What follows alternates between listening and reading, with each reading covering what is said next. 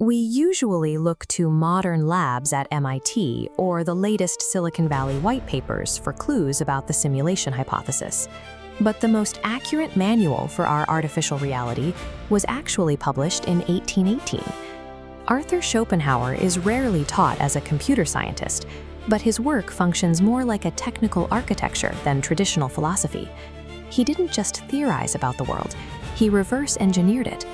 By bypassing the academic trends of his time, Schopenhauer mapped the precise hardware and software requirements necessary to generate a localized human consciousness. He described digital physics engines and UI rendering a century before the technology existed.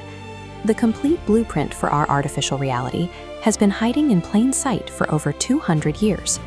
Schopenhauer's system relies on a strict partition of reality into 3 distinct operational layers. The first layer is the world as representation, the front end. Space, time, and matter are simply a rendered user interface. The system delivers a polished visual protocol while intentionally masking the complex structural code behind an opaque cognitive barrier. Below the UI is the second layer, the principle of sufficient reason. This is the physics engine. It is the deterministic source code that enforces absolute logic, mathematics, and causality within the simulation. The final layer is the will, the backend. This is the raw, blind machine code. It has no goal or morality.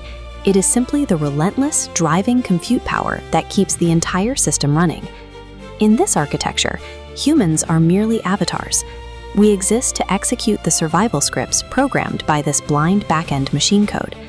If this 3-tiered stack is real, then our historical record shouldn't look like organic growth. It should look like a data log full of structural glitches. Schopenhauer didn't see history as a linear progression of events. He saw it as a static code, endlessly rearranging the same variables, a kaleidoscopic loop of lack, desire, and brief satisfaction that traps the avatars inside. If we run a system diagnostic on the human timeline, scanning for repetitions that defy organic behavior, the data begins to spike. The diagnostic isolates a catastrophic anomaly in the data stream, concentrated heavily in the era we call the Middle Ages. This period lacks the entropy and complexity of a base reality. It behaves like a segment of artificially injected procedural code. Major figures from this period, including Charlemagne, show up in the data as reused assets. They weren't living avatars, they were pre-programmed placeholders. This manuscript art isn't a record of lived experience. It is a set of procedurally generated texture files, part of a lore file designed to give the current simulation a believable backstory. If we accept this audit, it means a massive chunk of our history is simply artificial padding used to smooth out the transition into the modern era. This is the hardware paradox. We keep looking for a big bang because our internal engine demands a cause for every effect. But causality is a rule that only exists inside the software. It doesn't apply to the computer running the program.